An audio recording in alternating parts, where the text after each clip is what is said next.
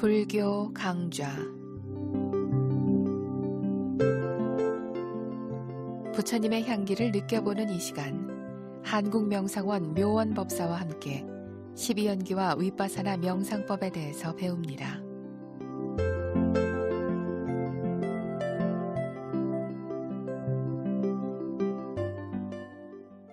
오늘도 지난 시간에 이어서 부처의 조건에 대해서 말씀드리겠습니다.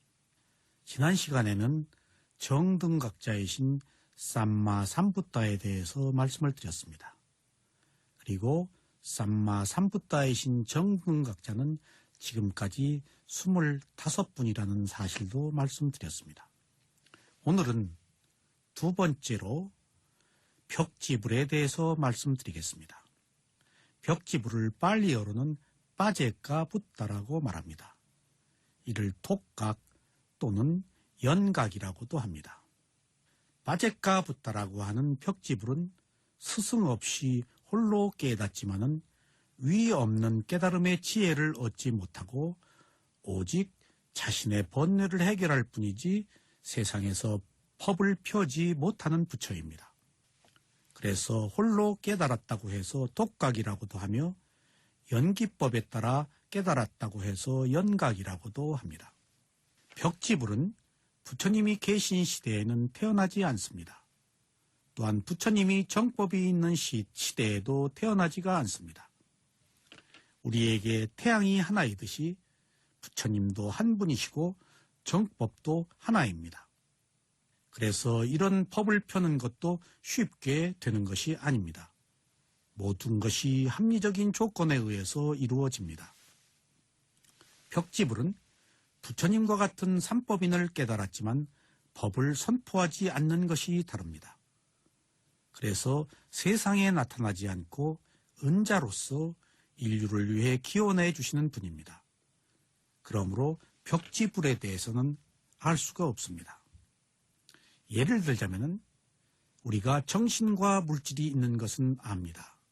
그러나 정등각자이신 고타마 시달다 부처께서는 정신과 물질이 오온으로 분류된다는 사실을 밝히셨습니다. 정신은 아는 마음이고 다시 마음의 작용인 수상행이 있다는 사실은 정등각자가 아니면 밝힐 수가 없습니다. 그래서 위없는 깨달음을 얻었다는 사실은 한 인간의 정신과 물질에 관한 모든 것들을 다 아셨다는 의미입니다. 그러나 벽지불은 이렇게 구체적으로 위없는 깨달음을 얻지 못해서 법을 펴지 못하고 스스로 깨달음을 얻었지만은 그냥 세속에 알려져 있지 않은 상태로 열반을 하십니다. 그래서 지금까지 우리는 정등각자와 벽지불이 있다는 사실을 알았습니다. 그러면 세 번째는 아라한입니다. 이 아라한을 응공 또는 성문이라고도 말합니다. 여기서 응공이라는 말은 공양을 받을 자격이 있는 자라는 뜻이고 성문은 스스로 깨달음을 얻지 못했기 때문에 스승에게 들어서 깨달음을 얻었다는 뜻으로 성문이라고 말합니다. 물론 부처님도 아라한따라고 해서 아라한에 속합니다. 그러나 아라한은 부처에 속하지는 않습니다. 탐진치라는 불선업의 번뇌가 모두 불타서 해결된 것은 부처님이나 아라한이나 똑같습니다. 그러므로 번뇌가 불타버려서 윤회가 끝나는 것도 같습니다. 하지만 부처는 아라한과 달리 모르는 것이 없이 위에 없는 깨달음을 얻었지만은 아라한은 위에 없는 깨달음을 얻지 못하고 자신의 번뇌 탐진치만 해결하는 성자이십니다. 여러분, 부처는 전지전선합니다. 그러나 전능하지는 않습니다. 아라한은 전선하기만 하지 전지하지는 못합니다. 그래서 번뇌를 해결한 것은 부처나 빠제가 붓다나 아라한이나 똑같지만은 깨달음의 종류가 다릅니다. 아라한은 부처님이 선포하신 법에 의해 깨달음을 얻습니다. 그렇기 때문에 위 없는 깨달음을 얻지 못합니다. 그래서 아라한은 부처님의 표신 법에 의해서 수행을 합니다. 그래서 성문이라고 하고 또는 공양받을 자격이라고 합니다. 공양받을 자격이란 말은 이미 번뇌가 불탄 분이기 때문에 가장 최고의 공양의 효과가 있다는 것을 말합니다. 부처님의 제자로서 부처님의 법에 의해서 깨달음을 얻은 사리불이나 목련존자 등이 모두 아라한으로 여기에 해당됩니다. 이분들은 아무리 지혜가 수승해도 사념처 위파스나 수행 방법을 모르기 때문에 깨달음을 얻을 수가 없습니다. 그리고 12연기를 모르기 때문에 깨달음을 얻을 수가 없습니다. 그래서 단 한마디라도 부처님의 법에 관해서 들어야 비로소 깨달음을 얻습니다. 부처님께서 깨달음을 얻고 제일 먼저 법을 편 초전법륜경을 우리가 예로 들어볼 때 그분들도 부처님의 말씀에 의해서 아라한이 되신 분들입니다. 여러분, 아라한이 되는 과정은 수다원, 사다함, 아나함이라는 지혜의 단계를 거쳐서 마지막으로 아라한이 됩니다. 수다원이 된 과정은 수다원의 도와 과로 구별됩니다.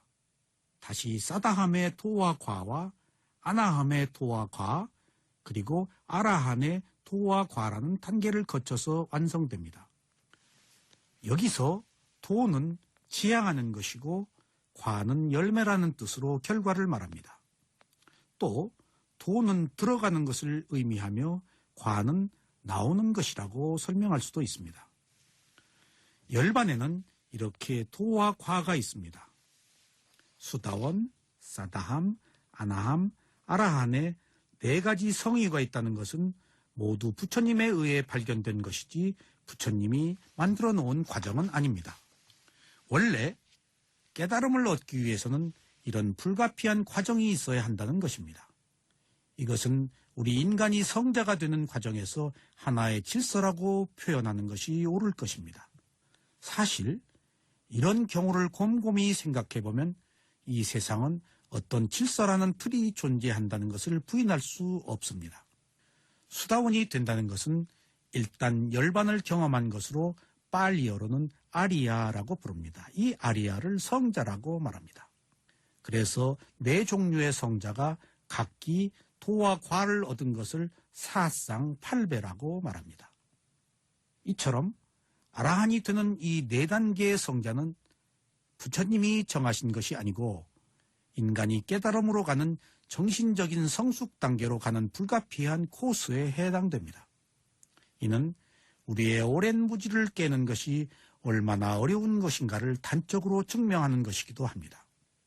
여러분, 깨달음은 단 한순간에 이루어지지만 그 과정은 바람이를 쌓는 무수한 세월의 결정체입니다. 또한 수도 헤아리기 어려운 작은 깨달음을 통해서 더 큰 깨달음으로 나아갑니다. 만약 누군가가 쉽게 깨달았다면 이미 오랜 동안 바람이를 쌓고 수행을 해서 열매가 무르익은 결과일 것입니다. 지혜가 성숙된다는 것은 그냥 우연히 이루어지는 일이 결코 아닙니다. 그러므로 오늘 이 자리에서부터 쉬지 않고 선업을 쌓는 수행을 해야 합니다. 여러분, 한마디로 요약한다면 부처가 되기란 참으로 어렵습니다. 부처는 살아있는 생명 중에서 인간에게서만 나옵니다. 그러나 인류 역사는 그 시작을 알 수가 없고 얼마나 많은 세월 동안 얼마나 많은 사람이 태어났는지 상상도 할 수가 없는데 이 기간 동안에 부처는 겨우 25분에 불과하셨습니다. 인간으로 태어나기도 어려운데 하물며 부처가 되기가 얼마나 어려운가는 상상 이상의 것입니다. 그래서 부처님이 출현하여 그렇게 되기 어려운 부처가 되려 하지 말고 자신과 똑같은 아라한이 되어서 번뇌를 해결하라고 부처님께서 45년 동안 법을 펴신 겁니다. 그러나 부처님의 정법이 있어도 나는 아라한이 되지 않고 부처가 되어야 되겠다고 세운을 서우는 것은 개인의 자유입니다. 그렇습니다. 지금도 여러분이 부처가 되시기를 서운을 세운다면 바람일 공덕을 쌓으십시오. 그러면 그 공덕의 과보로 언젠가 부처가 되실 수가 있습니다. 그러나 그 길은 멀고 너무 험합니다. 그래서 부처와 똑같은 아라한이 되어서 윤회를 끝내라고 부처님께서는 법을 펴셨습니다. 여러분, 31천에 있는 살아있는 생명들의 수요가 가히 상상할 수도 없는 것인데 인간은 많아야 고작 60억밖에 못 됩니다. 이렇게 수많은 생명 중에서 인간이 될 확률은 기적에 가깝다고 해야 할 것입니다. 그래서 인간으로 태어난 것을 소홀히 해서는 안 됩니다. 또 언제 인간으로 태어날지 알 수가 없습니다. 태어났을 때에도 선업을 쌓아 출세간으로 가야 하며 적어도 다시 인간으로 태어날 수 있도록 노력을 해야 합니다. 부처와 벽지불과 아라한이 되는 조건에는 첫째, 본인이 서원을 세울 때 무엇을 세웠는가에 따라서 다릅니다. 이런 일은 서원이 없으면 이루어지지 않습니다. 그리고 이것을 뒷받침하는 것이 선업의 공덕입니다. 바람일 공덕을 행해야 그 과보로 이루어지는 것입니다. 그래서 무엇이 되기를 원한다면 제일 먼저 서원을 세워야 되고 다음으로 바람일 공덕을 쌓고 그에 따른 합당한 수행을 해야 비로소 이루어집니다. 부처가 되었다는 것은 오랜 역사를 통하여 최고의 바람일을 쌓은 과보로 출현합니다. 여러분, 부처가 되려는 사람은 많아도 그 중에 가장 수승한 공덕을 쌓은 구도자가 오직 그 과보에 의해서 부처로 조건지어지는 것입니다. 다음은 경전에 기록된 7번의 부처에 대해서 말씀드리겠습니다. 이 7분은 한 겁에 태어나셨습니다. 그래서 지금 우리는 행운의 겁이라고 이것을 말합니다. 부처의 출현은 겁과 겁 사이에 수도 헤아릴 수 없는 수많은 세월 만에 출현하시는데 저희가 알고 있는 이 행운의 겁에서는 현재까지 7번의 부처가 출현했다고 기록되어 있습니다. 부처님께서는 제자들에게 이렇게 설하셨습니다. 열애는 신통하고 위력이 넓고 커서 전생의 무수한 겁 동안의 일을 모조리 알고 있다. 이것은 법의 본성을 잘 이해하기 때문에 아는 것이기도 하고 천인들이 와서 말해주기 때문에 아는 것이기도 하다. 여러분, 여기서 우리는 재미있는 것을 알 수가 있습니다. 부처님께서는 위에 없는 깨달음을 얻어서 모르시는 것이 없습니다. 그러나 까마득히 오랜 세월의 문제는 색계나 무색계에 있는 천인들이 와서 말해주기 때문에 알 수 있다라고 말하시는 겁니다. 부처님께서 과거의 것들을 모두 아시는 것이 자신의 힘으로도 알 뿐더러 천인들이 말해준다는 사실이 매우 흥미롭습니다. 부처님께서 말씀하신 가장 가까운 과거의 칠불들의 이름은 다음과 같습니다. 첫 번째 부처는 윗바시 부처이십니다. 두 번째 부처는 시기 부처이십니다. 세 번째 부처는 웨사부 부처님이십니다. 네 번째 부처는 까꾸산다 부처이십니다. 다섯 번째는 꼬나가나마 부처이십니다. 여섯 번째는 까사빠 부처이십니다. 일곱 번째로 바로 우리 시대에 출현하신 곶다마 시달다 부처이십니다. 곶다마 부타라고 할 때 곶다마는 석가족의 남자의 성을 말합니다. 그리고 석가족의 여자의 성은 곶다미라고 말합니다. 여러분, 겁과 겁을 통해서 출현하시는 부처가 우리 행운의 겁에는 7분이나 출현했다는 것은 매우 상징적인 의미를 가지고 있습니다. 여기서 겁은 산스크리트어로 깔바를 한문으로 소리나는 대로 음사한 것입니다. 겁은 무한한 시간을 뜻합니다. 이 무한한 시간을 반석겁, 계작겁으로 비유하기도 합니다. 즉, 가로 세로 높이가 약 10km인 돌산 위를 어떤 사람이 100년에 한 번씩 긴 옷자락을 입고 지나갈 때 그 스치는 옷자락의 돌산이 다 닳아서 없어진다고 말하는 것을 일겁이라고 합니다. 이렇게 까마득한 세월에 부처가 출현하십니다. 또 가로 세로 높이가 인류순 성안에 가득 찬 겨자씨를 어떤 사람이 100년에 하나씩 집어내어 그 겨자씨가 다 없어진다고 해도 일겁이 끝나지 않는다라고 말하는 기간입니다. 과거의 7불 중에서 첫 번째 붓다이신 윗바시 부처는 과거 91겁 전에 세상에 출현하셨고, 시기 부처는 31겁 전에 출현하셨고, 그 다음으로 31겁 중에 윗사부 부처가 출현하시고, 다음으로 현겁에서 까꾸산다 붓다, 꼬나가나마 붓다, 까사빠 붓다, 그리고 코타마 붓다가 출현하셨습니다. 이렇게 부처는 출현하기가 어렵습니다.